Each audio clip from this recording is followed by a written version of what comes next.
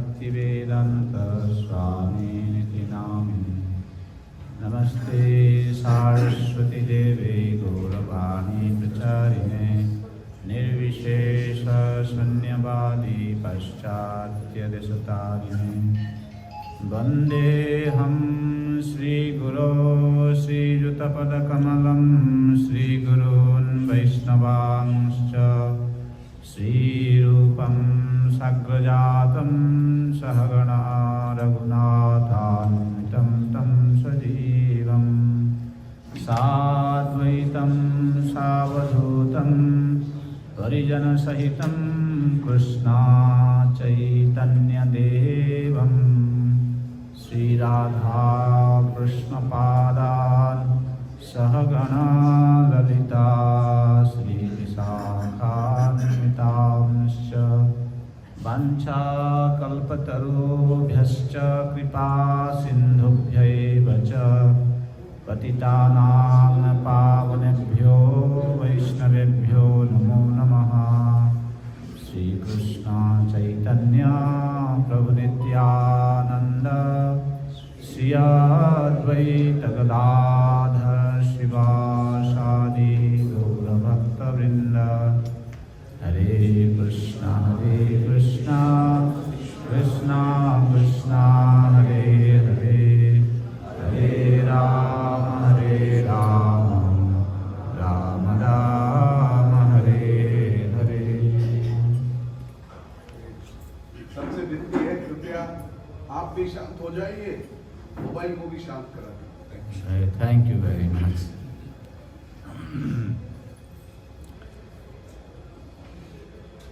जो भक्त यहाँ अभी शाम को आए हैं, आपको भूरी भूरी धन्यवाद।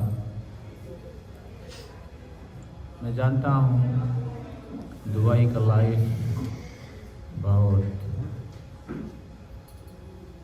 चैलेंजिंग रहता है।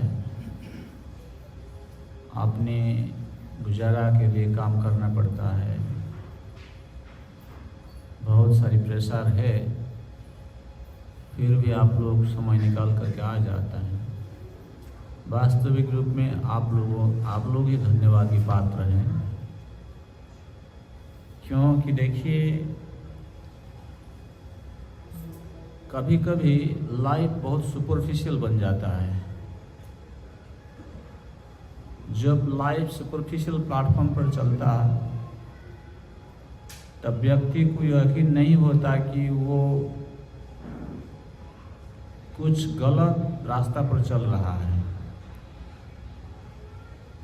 जब एक दिन कुछ एक घटना के क्रम पर उसको कुछ प्रॉब्लम होता है, कुछ समस्याएं खड़ी हो जाती है, तो वो जैसे नींद टूटने के बाद व्यक्ति उठता है, बहुत कुछ काम करना होता है, तब सोचता है क्या करना चाहिए।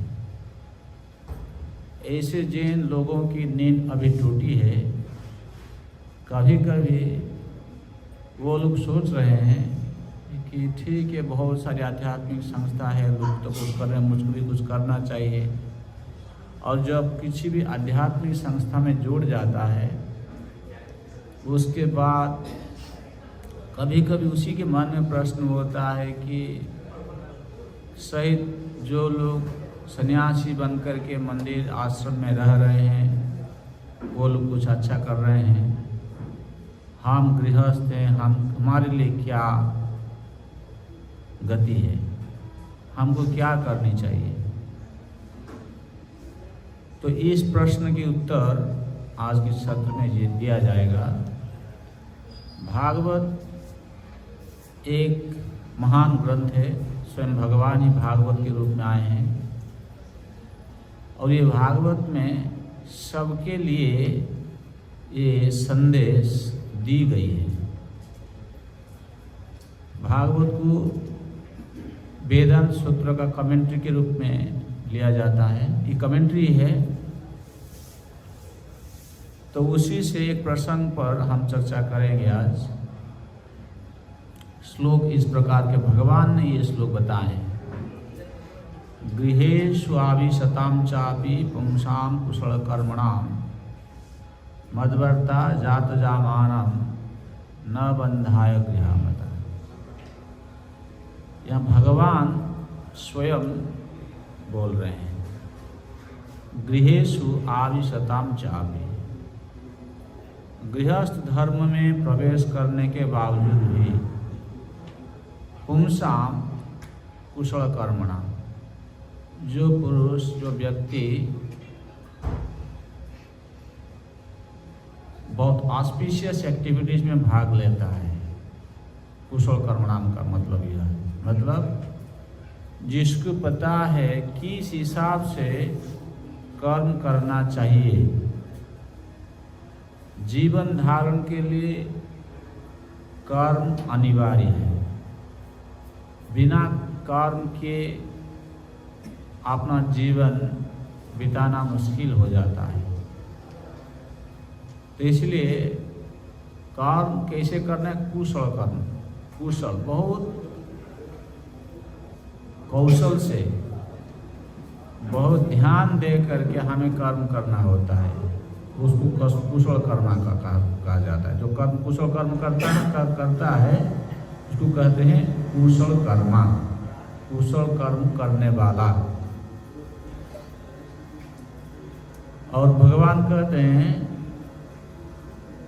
मदवार्ता जात जामाना, हर क्षण वो मेरी वार्ता श्रवण में लगा रहता है, मुझ में उसका मन लगता है। मतलब दो बात भगवान ने कही, कुशल कर्मणा मदवार्ता जात जामाना।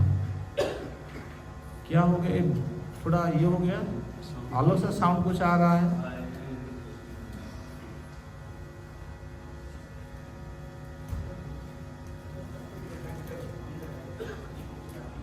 हाँ, इसको बंद कर दीजिए। बात, थैंक यू वेरी मच। ठीक है, उसको सोने दीजिए।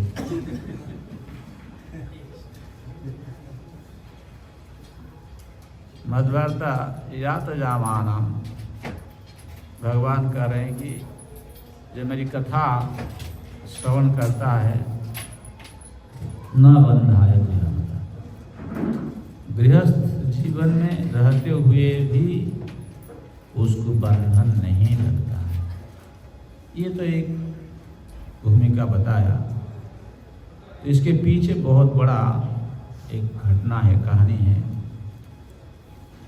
इस भागवत में एक बहुत बड़े पुण्यात्मा, बहुत बड़ा धार्मिक राजा का नाम आया है, जिनका नाम था बरीसत, और उनका एक्चुअल नाम भागवत में वर्णन है वो प्राचीन बरीसत। तो ये प्राचीन बरही बहुत बड़े पुण्यात्मा थे, मतलब वो धार्मिक व्यक्ति थे, हैं राजा, लेकिन हमेशा के लिए पुण्य कर्म में उनका जीवन बीतता था। तो नाम तो था बरहीसत, प्राचीन बरही कैसे हो गया? संस्कृत में पूर्व दिशा को प्राची कहते हैं। पुण्य कर्म, धर्मानुष्ठान जैसे यज्ञ इत्यादि करते समय यजमान को पूर्व दिशा पर मुंह करके बैठना है, और जो बैठने के लिए आसन होता है कुश से बनता है वो आसन। कुश का जो जड़ होता है वो पूर्व दिशा में रहना चाहिए। वास्तविक रूप में आजकल के दुनिया में लोगों को पता नहीं है, सब कुछ परिवर्तन हो गया है। हमारी वैदिक संस्कृति बहुत पर्टिकुलर है। कभी कभी हम लोग अभी साउथ इंडिया में भी जाते हैं या कहीं भी जाते हैं, कुछ ऐसे ट्रेडिशनल ब्राह्मण मिल जाते हैं उनको ये सब पता है, बहुत अच्छी ढंग से लोग करते हैं। अब तो कुशासन बाजार में मिलने लगा है ना, और सब काट लेते हैं ऊपर से, जड़ कौन उठाएगा पता भी नहीं है, हाँ? एक जड़ पता नहीं चलता है किधर है, तो कैसा आसन करेगा? देखिए, एक छोटा सा बात है, कर्मकांड करते समय ये आसन कैसे बनाना चाहिए, किस दिशा पर मुंह करके बैठना, आसन को कैसे बैठाना, फिर उस पर बैठ के कर्मकांड करना, इसका भी साथ में बढ़ना। तो जो भी हो, वो इतना यज्ञ करते थे कि पूरा पृथ्वी कुशासन में आच्छादित हो गया था। आज एक जगह की, एक काल दूसरा जगह की, ऐसे उनका इतना धर्म क्रिया चलता था कि सारा पृथ्वी एक कुशासन में आच्छादित हो गया था। बरही कुश, तो इसके नाम, इसकी इसीलिए उनका नाम हो गया प्राचीन बरही। और उनके 10 पुत्र थे जिनको प्रचेता कहते हैं। ये प्रचेता लोग 10 पुत्र, लेकिन इनका शील, स्वभाव, शरीर का वर्ण एक सा था। इसीलिए 10 पुत्र होने पर भी सबको पिता माता ने एक नाम रख दिया, प्रचेता। तो ये प्रचेता उनके बारे में बताते हुए कहते हैं कि ये भी बहुत महान व्यक्ति थे। तो ये प्रचेता उनके जो माता थे, माता की नाम थी शतद्रुति। ये शतद्रुति नाम ऐसे हो गया कि वो भी बहुत बड़े व्यक्ति के बेटी थी। वो समुद्र की बेटी थी। समुद्र सबसे धनी व्यक्ति होते हैं, है ना। समुद्र से हीरा, मोती, शंख वगैरह हम लोगों को मिलता है, मोती मिलता है विशेष रूप से। वो कितना कीमती है, बहुत सारे रत्न का, इसलिए समुद्र को कहते हैं रत्नाकर, रत्न का भंडार है। कभी कभी समुद्र से कई थोड़ा सा ऐसा मोती वोती लेकर के वो बेचता है तो बहुत बड़ा धनी बन जाता है। तो समुद्र कितना बड़ा धनी होगा, इतना धन है उनके पास, वो किसी का धन लेते नहीं है। जैसे कभी कई जाते हैं स्नान करने के लिए, उनका जूता या कुछ खो गया, बह जाता है समुद्र में, लहर में, फिर बाद में दूसरा दिन जाए तो फिर उसको वापस तट पर मिल जाता है, वो फेंक देता है, तो उनको जरूरत नहीं है। धनी तो ऐसे होना चाहिए, है ना। ये दुनिया के जो धनी है उनको हमेशा के लिए आकांक्षा रहता है कि हमको और धन मिले, लेकिन हमारे समुद्र देव के पास इतना है कि उनको किसी का धन का जरूरत नहीं। तो उनका बेटी थी वो शतद्रुति, और कौशल में बहुत तीव्र थे। शत मतलब 100, द्रुति मतलब द्रुतगामी, वो द्रुतगामिनी थी। मतलब मान लीजिए अभी प्रोग्राम हो रहा है, इस प्रोग्राम में 100 लोगों के लिए प्रसादम बनेगा, वो अकेले ही सब कुछ कर देगी, किसी का जरूरत नहीं है। इतना एक्सपर्ट थी, बहुत सुंदरी थी। तो उनके गर्भ से ये 10 पुत्र जन्म हुए। तो ये जो प्राचीन बरही है, ये उन पुत्रों को गृहस्थ आश्रम में प्रवेश करने का निर्देश दिए। जैसे होता है संसार में, पिता माता कहते हैं कि बेटा गृहस्थ बन जा, लेकिन कैसे गृहस्थ बनेगा कुछ पता नहीं, क्या करना चाहिए कुछ निर्देश नहीं। हमारे पिताजी गृहस्थ है, मैं भी गृहस्थ हूँ, संसार में सब लोग गृहस्थ बन रहा है, तू भी गृहस्थ बन जा। लेकिन देखिए भागवत में निर्देश है, पिताजी बताए गृहस्थ बनना है। तो पहले समय में, पहले क्या अभी भी कुछ संस्कारी समाज में ये बात प्रचलित है। गृहस्थ आश्रम में प्रवेश करने दौरान व्यक्ति को तपस्या जरूर करना है। खाली ऐसे नहीं कि ब्रह्मचारी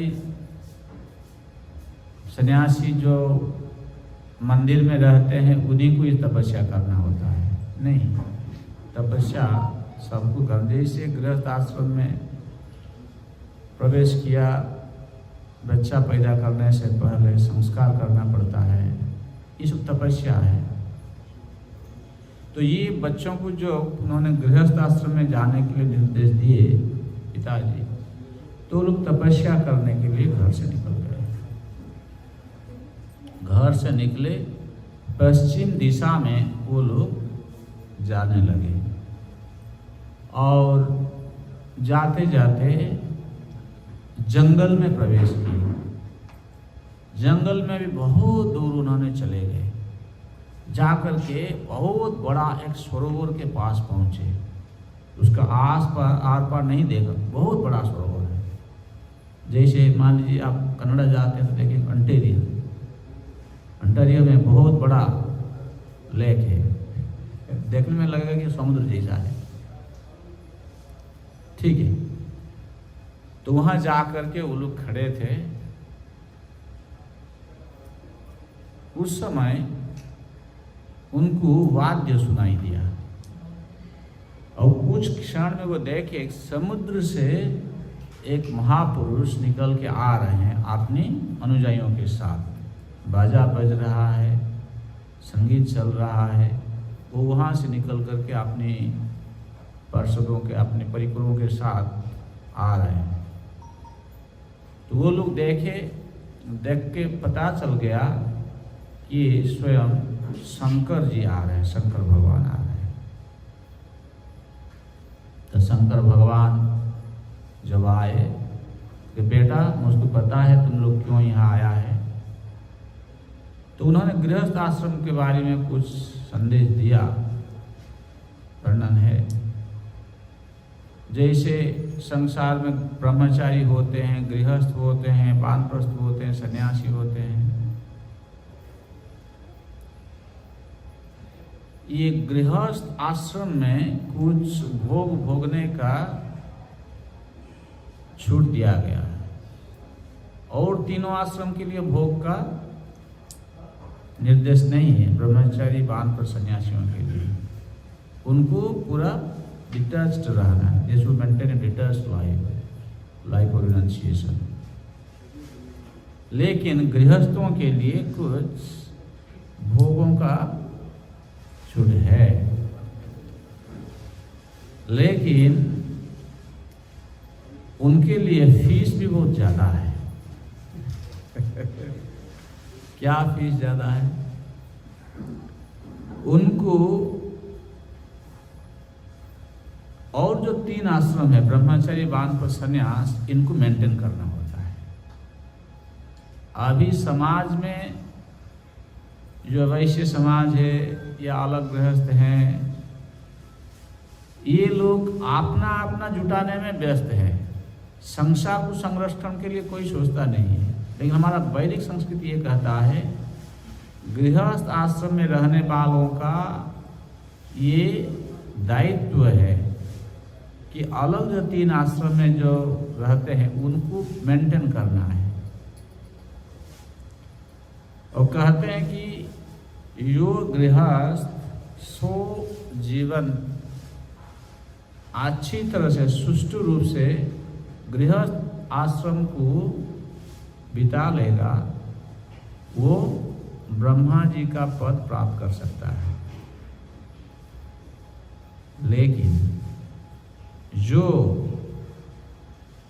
वैष्णव बन जाता है, भगवान की भक्ति करने लग जाता है, इसी जन्म भगवान को प्राप्त कर लेता है।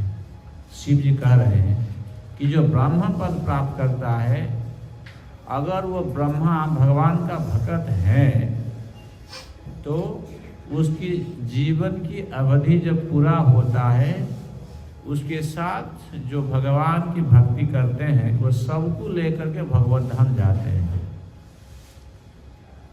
और कहीं जो वैष्णव होते हैं, इसी जन्म में भक्ति करके वो भगवान को प्राप्त कर लेते हैं।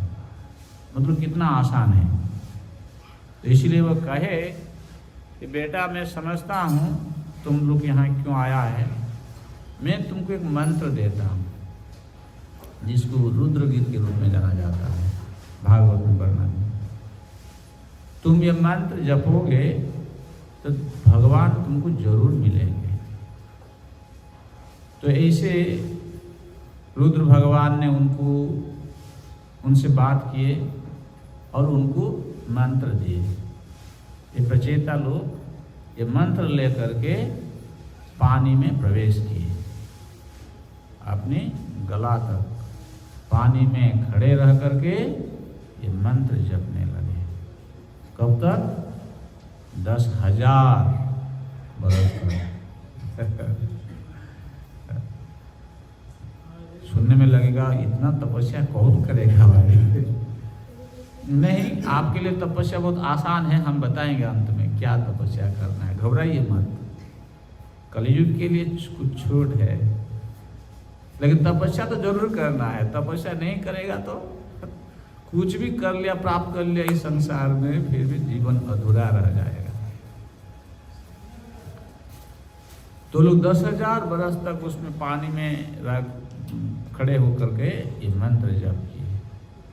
अंत में भगवान उससे प्रसन्न हुए।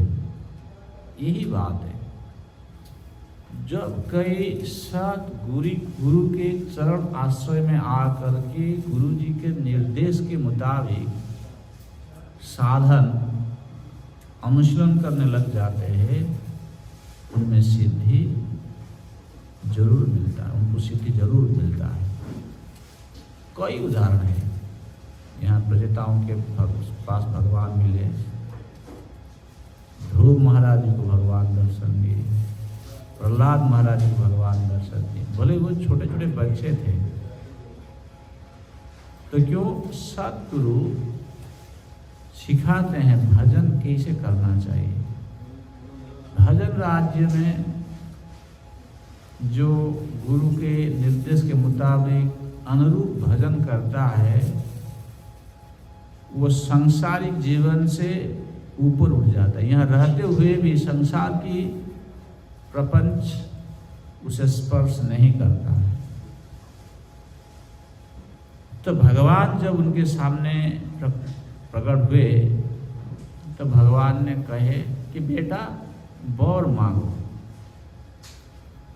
और ये प्रचेता लोग भगवान को वर मांगने से पहले भगवान इतने संतुष्ट थे, आपने आप वर देने लगे। देखिए, जब भगवान खुश हो जाते हैं, ऐसे भगवान खुश हो जाते हैं। ऐसे हो ना, ध्रुव महाराज को भगवान बोले बेटा क्या चाहिए बोलो। तो बोला नहीं हमको कुछ नहीं चाहिए। बोला नहीं तुम, अरे छोटा सा इतना बच्चा। देखिए, भगवान की जो भक्ति करता है,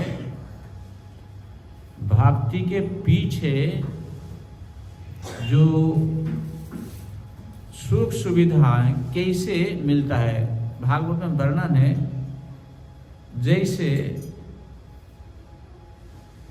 गाधी के पीछे सांड दौड़ता है, मतलब कभी कभी ऐसे रहता है कि उसको मना करने से भी वो नहीं छोड़ता है पीछा।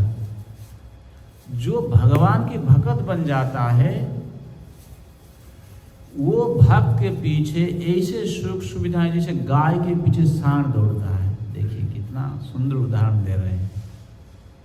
वो नहीं चाहते हुए भी उसके पीछा करता है, ये जैसे सांड पीछे जाती है। क्या समझ रहे हैं ना?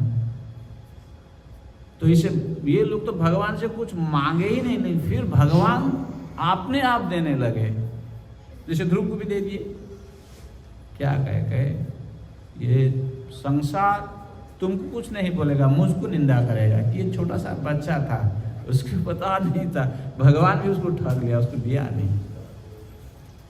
मतलब कहने का मतलब, जो सच्चा भक्त बनता है, गुरु जी के निर्देश के मुताबिक भजन में लग जाता है, भगवान उसको देते रहते हैं आशीर्वाद। भगवान उनको कहे, उनका महिमा इतना बन गया था कि भक्ति करते करते कहे कि तुम्हारे नाम जो सुबह शाम लेगा उसका भी कल्याण होगा। और कहे बेटा तुम लोग अभी शादी करो, भगवान आशीर्वाद दिए, और तुमसे जो बेटा पुत्र जन्म होगा वो भी बहुत बड़ा यशस्वी पुरुष होगा, उससे बहुत कुछ कल्याण होने वाला है संसार में। तो भगवान ऐसे जब कह रहे थे, इन लोगों के मन में ये भाव आ रहा था, अब तो हम लोग ब्रह्मचारी है, हम तपस्या कर रहे हैं, शादी भी नहीं हुआ है, ये कह रहे हैं कि एक शादी करो तुम्हारा पुत्र होगा, बहुत कुछ बोल रहे हैं। तो भगवान समझ गए इनके मन की भावना। तो भगवान कहे वृक्षों के पास एक कन्या है, उससे तुमको शादी करना है, तुम ऊपर आओगे तो वो लोग को कन्या प्रदान करेंगे, तुम उसका पानी ग्रहण करना है। तो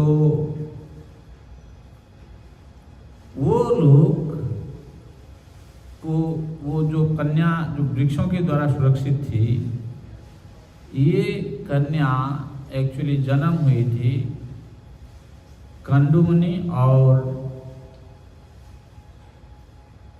प्रमलोचा नामनी एक अप्सरा। मतलब इसका घटना इस प्रकार के हैं, कंडुमुनि जब तपस्या कर रहे थे, इंद्र को भय हो गया कि ये मेरा आसन छीन लेगा, तो इसलिए प्रमलोचा को वो भेजे कि जाओ तुम इसको भ्रष्ट करो। वो आई और उसके हाव भाव से कंडुमुनि का संसर्ग हुआ, फिर तुरंत ही एक लड़की पैदा हो गई। लड़की जब पैदा हो गया, वो टाइम नहीं लगा, तुरंत। कभी कभी लगेगा, इसीलिए भागवत पढ़ने के समय कभी कभी लोगों को ये क्या, मतलब जैसे काल्पनिक कुछ स्टोरी जैसे बोल रहे हैं लगता है। नहीं, काल्पनिक नहीं है, समझ जाते हैं। देखिए जैसे इस संसार में हर जीव का गर्भधारण से लेकर के बच्चा पैदा होने का समय अवधि अलग होता है। जैसे कुत्ता 4-5 महीना कितना में उसका बच्चा हो जाता है। तो वो स्वर्ग से आई थी, मुनि थे, तो उनकी संयोग से तुरंत ही बच्चा हो गया। और बच्चा होने के बाद दोनों ही वो जगह छोड़ के चले गए। अप्सरा का तो काम था, वो काम बन गया, उसको रहने का क्या जो मतलब है, वो छोड़ के चले गई। और मुनि भी छोड़ के चले गए। कोई प्रश्न करेगा पिताजी क्यों छोड़ के चले गए? कम से कम छोटे बच्चा को तो देखना चाहिए। ये मुनि बहुत बड़े महात्मा थे, वो उसका भाग्य पढ़ लिए कि उसके पास अगर उसके पिताजी रहते हैं तो उसकी मृत्यु हो जाएगी, इसलिए उसको छोड़ के चले गए। पालन पोषण तो भगवान करते हैं।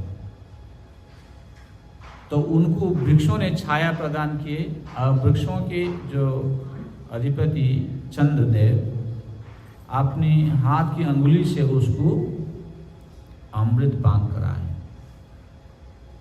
ऐसे वो बच्ची पाली गई, बड़ी हुई, और वृक्षों के संरक्षण में पूरा मुक्त आकाश में उसका विकास हो रहा था।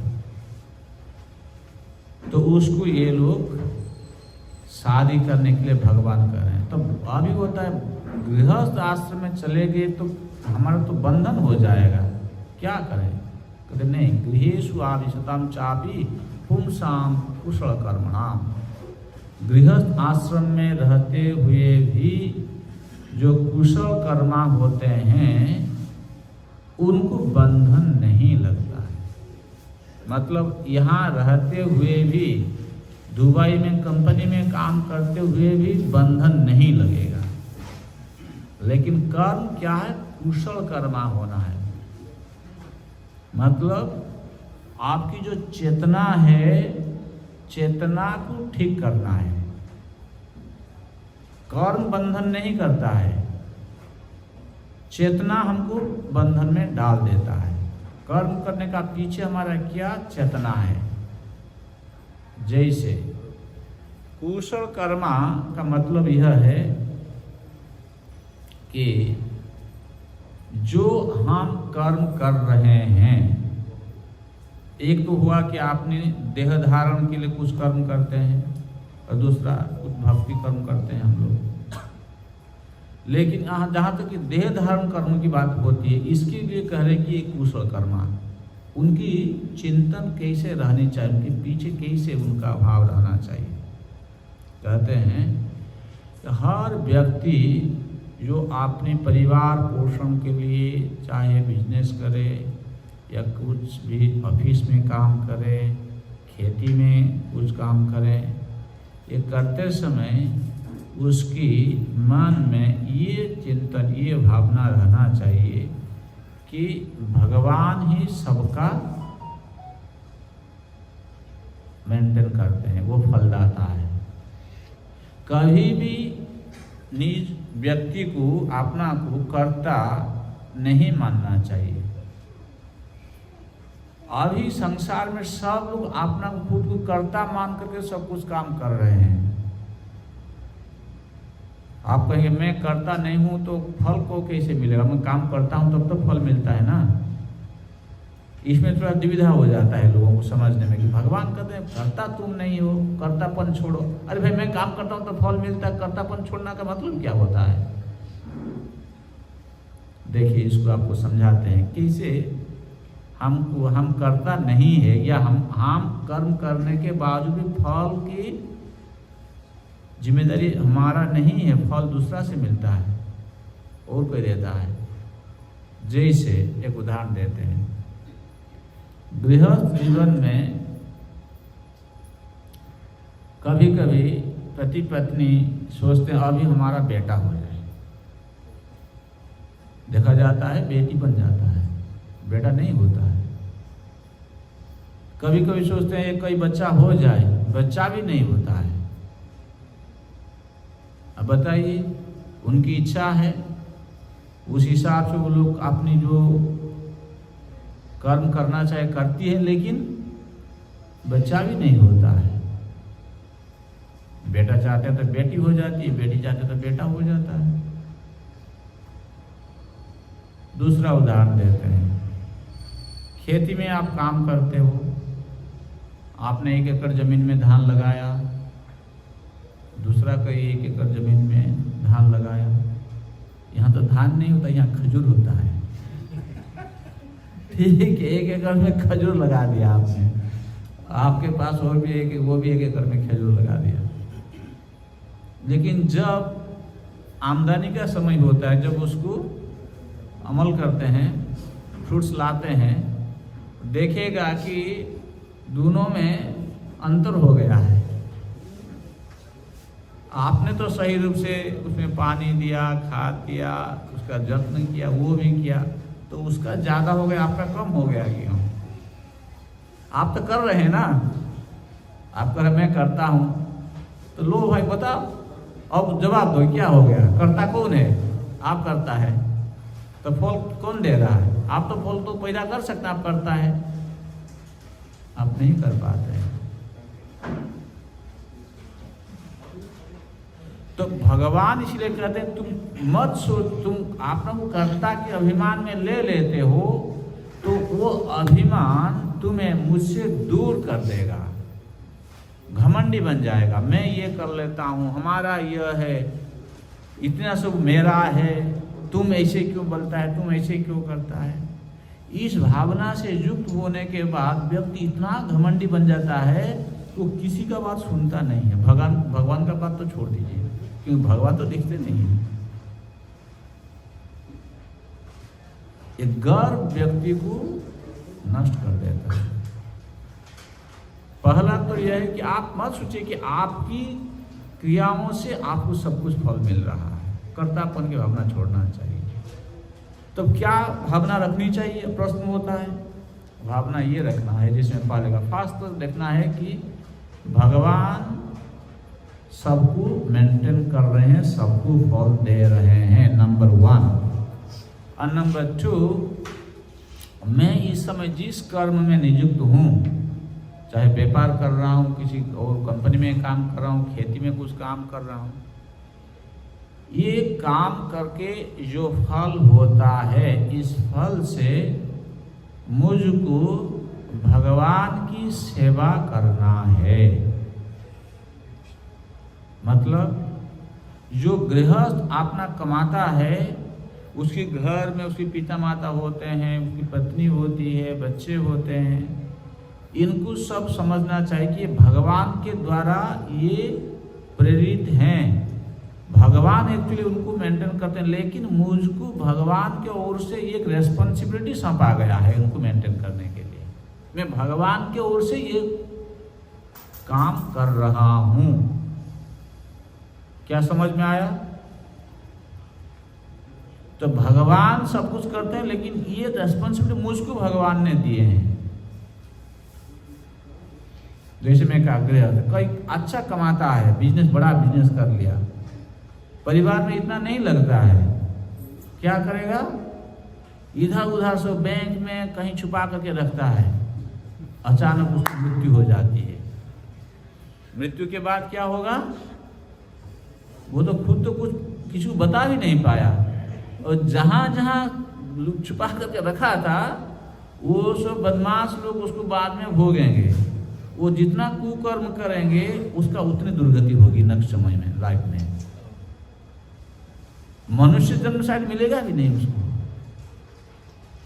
तो इसीलिए अगर ज्यादा भी होता, अपना परिवार मेंटेन करके, क्या सिस्टम है? सिस्टम यह है, हमारा परिवार पोषण के लिए जितना चाहिए रखना है, और भविष्य में भी कुछ हेल्थ चैलेंजेस के लिए जो कुछ थोड़ा सिक्योरिटी के लिए चाहिए, उतना कुछ संचित करके रखना है। बाकी जो एक्स्ट्रा होता है, ये भगवान की सेवा में लगाना चाहिए। जो अच्छी सेवा कर रहे हैं उनको सहयोग करना चाहिए। इसीलिए भगवान, मैंने कहा ना, गृहस्थ को भगवान ने रेस्पॉन्सिबिलिटी दिए हैं, तुमको करना है। तुमको चाहिए थोड़ा, लेकिन तुम इतना सोचता है कि अब से 14 जनरेशन बैठ के खाना खाएगा, ऐसे हम कमाएंगे, और खुद भजन भी नहीं करता है, टाइम नहीं मिलता है उसको, कहता है मेरे पास टाइम नहीं है। अरे मूर्ख कहेंगे, तुम अपना बोझा ढोने लगता है। तो इसको कुशल कर्मा कहते हैं, समझ लेता है, इतना चाहिए, इस हिसाब से काम करके जो टाइम हुए उसके साथ क्या करता है? मध्यवार्ता जात जाम आना, भगवान की भजन में लग जाता है बाकी समय। यही मनुष्यों को करना है। हमारे भारतवर्ष के इतिहास में देखा जाता है, संत महात्मा लोग जाते थे अपने शिष्यों के पास और उनको ये सिखाते थे कि कैसे भगवान की भक्ति करनी है गृहस्थ जीवन में रहकर भी। और अभी बहुत समय से ये सब चौपट हो गया, कोई सिखाता नहीं है। तो इसलिए क्या है, लोगों के पास कैसे जीना है वो कला का ज्ञान नहीं है। प्रभुपाद ने ये सिखाया है, जल्दी सो जाओ, सुबह जगो और मंगलारती करो, चैंटिंग करो, भगवान को भोग लगा कर प्रसाद पाओ, फिर ऑफिस अदालत जो कुछ करना है जाओ, लौट के आओ, तो फिर नहा धो करके भगवान की कथा सुनो, क्या गीता भागवत से, फिर रात में सो जाओ, सुबह से फिर। बहुत सिंपल सा जीवन है ये, भगवान ने कहा हमें ऐसे जीवन बिताने के लिए। अगर ऐसा करता है, भगवान की कथा श्रवण करता है, भगवान की भक्ति करता है, पूजा करता है, नाम जप करता है, और आपने कर्म जैसे मैं कहा उसी भावना से युक्त होकर के अगर कर्म करेगा तो कभी भी उसको संसार का बंधन नहीं लगेगा। ये भगवान ने कहे। आप लोग बहुत सरल है, सरल मन से यहाँ कथा सुनने के लिए आए हैं। हम भगवान से ये निवेदन करते हैं कि भगवान आपको ऐसे बुद्धि दें कि आप सत्संग में रह करके भक्तों के बीच ऐसे भावना बनाए रखें और अपने जीवन को आगे बढ़ाएं, ताकि आपके आध्यात्मिक जीवन सफल हो। हरे कृष्णा कृष्णा कृष्णा हरे हरे, हरे राम राम राम।